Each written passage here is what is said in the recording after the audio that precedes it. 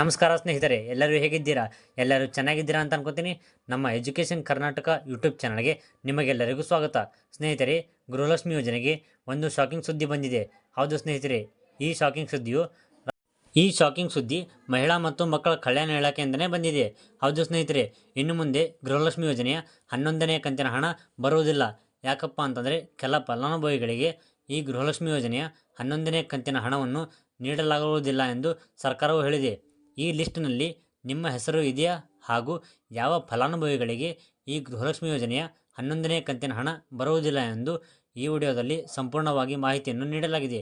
ಈ ವಿಡಿಯೋವನ್ನು ಕೊನೆಯವರೆಗೂ ನೋಡಿ. ಹಾಗೆ ಇನ್ನೂವರೆಗೂ ನೀವೇನಾದರೂ ನಮ್ಮ ಎಜುಕೇಷನ್ ಕರ್ನಾಟಕ ಯೂಟ್ಯೂಬ್ ಚಾನಲನ್ನು ಸಬ್ಸ್ಕ್ರೈಬ್ ಮಾಡಿಕೊಂಡಿಲ್ಲ ಅಂದರೆ ತಕ್ಷಣವೇ ಸಬ್ಸ್ಕ್ರೈಬ್ ಮಾಡಿಕೊಳ್ಳಿ. ನಾವು ಹಾಕುವ ಹೊಸ ವಿಡಿಯೋಗಳ ನೋಟಿಫಿಕೇಷನ್ ನಿಮಗೆ ಬರುತ್ತದೆ. ಹಾಗೆ ಈ ವಿಡಿಯೋಗೆ ಒಂದು ಲೈಕ್ ಮಾಡಿ ಸ್ನೇಹಿತರೆ. ಮತ್ತು ನಿಮಗೇನಾದರೂ ಗೃಹಲಕ್ಷ್ಮಿ ಯೋಜನೆಯ 10ನೇ ಕಂತಿನ ಹಣ ಬಂದಿದ್ದರೆ ತಪ್ಪದೆ ನಮಗೆ ಕಮೆಂಟ್ ಮಾಡಿ ತಿಳಿಸಿ.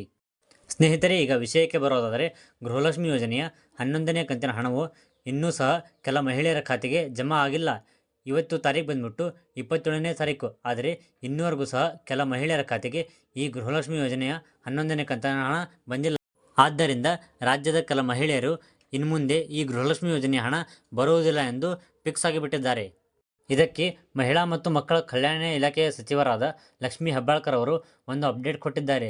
ಇನ್ನೂವರೆಗೂ ಕೂಡ ನಿಮಗೆ ಯಾಕೆ ಈ ಗೃಹಲಕ್ಷ್ಮಿ ಯೋಜನೆಯ 11ನೇ ಕಂತಿನ ಹಣ ಜಮಾ ಮಾಡಿಲ್ಲ ಎಂಬುದರ ಬಗ್ಗೆ ಅವರು ಒಂದು ಸ್ಪಷ್ಟನೆಯನ್ನು ನೀಡಿದ್ದಾರೆ.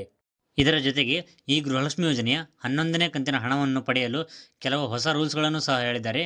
ಮತ್ತು ಯಾಕೆ ಗೃಹಲಕ್ಷ್ಮಿ ಯೋಜನೆಯ 11ನೇ ಕಂತಿನ ಹಣ ಇನ್ನೂವರೆಗೂ ಖಾತೆಗೆ ಬಂದಿಲ್ಲ ಹಾಗೂ ಯಾಕೆ ತಡವಾಗುತ್ತದೆ ಎಂಬುದರ ಬಗ್ಗೆ ಅವರು ಸಂಪೂರ್ಣವಾಗಿ ವಿವರವನ್ನು ನೀಡಿದ್ದಾರೆ. ಸ್ನೇಹಿತರೆ, ಈ ಗೃಹಲಕ್ಷ್ಮಿ ಯೋಜನೆಗೆ ರಾಜ್ಯದಲ್ಲಿ ಒಟ್ಟು 1,20,00,000 ಮಹಿಳೆಯರು ಅರ್ಜಿಯನ್ನು ಸಲ್ಲಿಸಿದ್ದಾರೆ. ಆದರೆ ಕೇವಲ 5 ಲಕ್ಷ ಮಹಿಳೆಯರ ಖಾತೆಗೆ ಮಾತ್ರ ಈ ಗೃಹಲಕ್ಷ್ಮಿ ಯೋಜನೆಯ 11ನೇ ಕಂತಿನ ಹಣವನ್ನು ಇದೀಗ ಜಮಾ ಮಾಡಲಾಗಿದೆ. ಆದರೆ ಇನ್ನುಳಿದ ಮಹಿಳೆಯರ ಖಾತೆಗೆ ಇನ್ನೂವರೆಗೂ ಸಹ ಈ ಗೃಹಲಕ್ಷ್ಮಿ ಯೋಜನೆಯ 11ನೇ ಕಂತಿನ ಹಣ ಜಮಾ ಆಗಿಲ್ಲ. ಅಂದರೆ ಸರಿಸುಮಾರು 1,15,00,000 ಮಹಿಳೆಯರ ಖಾತೆಗೆ ಇನ್ನೂವರೆಗೂ ಸಹ ಈ ಗೃಹಲಕ್ಷ್ಮಿ ಯೋಜನೆಯ 11ನೇ ಕಂತಿನ ಹಣ ಜಮಾ ಆಗಿಲ್ಲ. ಅದು ಏಕೆ ಜಮಾ ಆಗಿಲ್ಲ ಎಂದು ಲಕ್ಷ್ಮೀ ಹೆಬ್ಬಾಳ್ಕರ್ ಅವರು ಸ್ಪಷ್ಟನೆ ನೀಡಿದ್ದಾರೆ. ಈ ಗೃಹಲಕ್ಷ್ಮಿ ಯೋಜನೆಗೆ ಏನು ನೀವು ಅರ್ಜಿ ಸಲ್ಲಿಸಿದ್ದೀರಾ ಆ ಅರ್ಜಿಯನ್ನು ಮತ್ತೆ ಪ್ರೊಸೆಸಿಂಗಲ್ಲಿ ಇಟ್ಟಿದ್ದಾರೆ.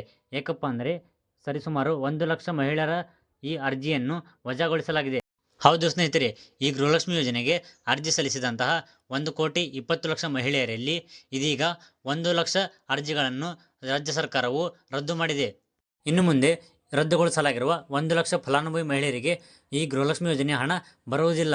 ಹೌದು ಸ್ನೇಹಿತರೆ, ಇದೀಗ ರಾಜ್ಯ ಸರ್ಕಾರವು 1 ಲಕ್ಷ ಗೃಹಲಕ್ಷ್ಮಿ ಅರ್ಜಿಯನ್ನು ರದ್ದುಗೊಳಿಸಿದೆ. ಈ ರದ್ದುಗೊಳಿಸಿದ ಅರ್ಜಿಯ ಫಲಾನುಭವಿ ಮಹಿಳೆಯರ ಖಾತೆಗೆ ಇನ್ನು ಮುಂದೆ ಈ ಗೃಹಲಕ್ಷ್ಮಿ ಯೋಜನೆಯ ಹಣ ಬರುವುದಿಲ್ಲ.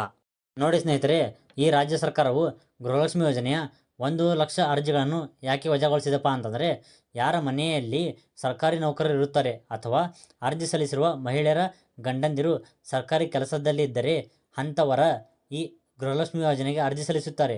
ಅಂಥವರ ಅರ್ಜಿಗಳನ್ನು ರಾಜ್ಯ ಸರ್ಕಾರವು ರದ್ದು ಮಾಡಿದೆ. ಮತ್ತು ನಿಮ್ಮ ಕುಟುಂಬದಲ್ಲಿರುವ ಯಾವ ಸದಸ್ಯರು ಕೂಡ ಸರ್ಕಾರಿ ಕೆಲಸದಲ್ಲಿರಬಾರ್ದು. ಇದ್ದರೆ ನಿಮ್ಮ ಅರ್ಜಿ ಕೂಡ ರದ್ದಾಗುತ್ತದೆ ಹಾಗೂ ನಿಮಗೂ ಸಹ ಈ ಗೃಹಲಕ್ಷ್ಮಿ ಯೋಜನೆಯ ಹಣ ಬರುವುದಿಲ್ಲ.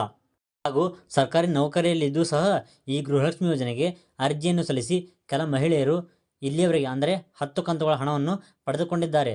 ಆದರೆ ಇನ್ನು ಮುಂದೆ ಅಂತಹ ಮಹಿಳೆಯರಿಗೆ ಈ ಗೃಹಲಕ್ಷ್ಮಿ ಯೋಜನೆಯ ಹಣ ಬರುವುದಿಲ್ಲ. ಆದರೆ ಇನ್ನುಳಿದ ಮಹಿಳೆಯರ ಖಾತೆಗೆ ಈ ಹಣ ಬರುತ್ತದೆ.